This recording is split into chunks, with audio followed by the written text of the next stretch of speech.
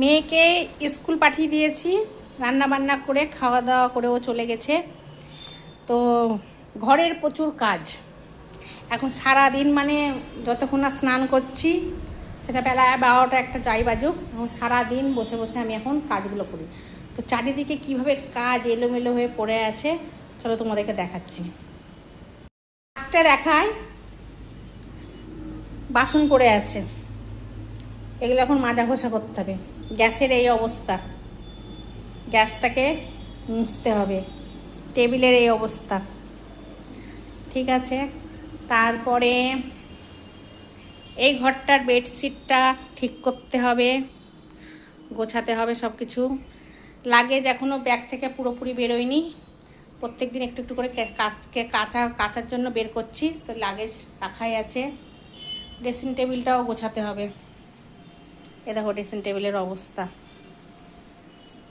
এই যে এখানে মুখে মেখেছে ক্রিম, সানস্ক্রিনটা এখানেই পড়ে আছে। সব নিজে নিজে জায়গায় থাকে না, এই উপরে সব নিচে এখানে পড়ে থাকে, তো এটা গোছাতে হবে। তারপরে বেডশিট তুলে দিয়েছি কাচার জন্য, আর একটা বেডশিট পারবো, তো এটা যাই হোক বেডশিট।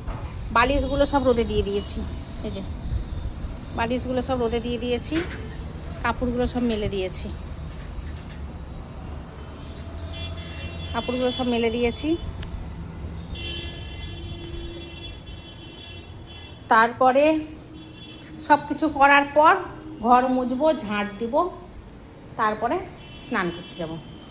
তো এখন আমি একে একে সব কাজগুলো করি। এখন বাজে 11টা, এখন 1 ঘন্টা তো লাগবে, 1-1.5 ঘন্টা লাগবে। ঠিক আছে, সব কিছু কাজ করে নিই, তারপর তো ওদের